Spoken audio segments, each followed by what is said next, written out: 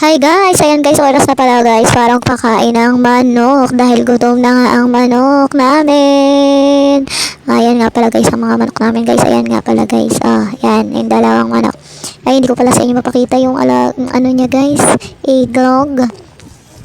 Ayan guys, hindi ko kasi yung mapakita. Ito nga guys, gusto ko na para mapakain ko na sila guys. Ayan, dahil nag-iingay na nga. Dahil nga wala nang laman yung kanilang lagayan. Pati yung lagayan ng tubig. Ubus na rin guys.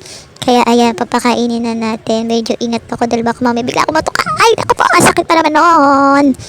Ayan guys, wala na nga sila pagkain. Ubus na.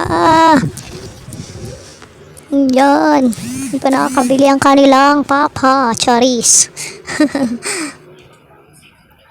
At syempre, lalagyan ko rin ng tubig. Ang kanilang lagayan dahil wala nang tubig. Ayan guys. Namaya pa kasi ang aming papa. Kaya ako naman na magpakain. Kasi nga wala nang pagkain. Kawawa naman. O diba guys. Ayan. Kaya kakainin ko na sila guys. So ayan nga. Medyo hilap sila sa ilaw. Ayaw nila maano ng vlog ko guys. At ito nga pala guys, so ayan guys, so may mga itlog, ayan yung mga alak niya guys. Ay hindi pa naman, pag nalimliman niya na yan guys, yan guys. Iwan natin kung malimliman na naman guys, medyo marami na nga eh. At siyempre ilalak na natin guys. Baka mamaya tumakas pa.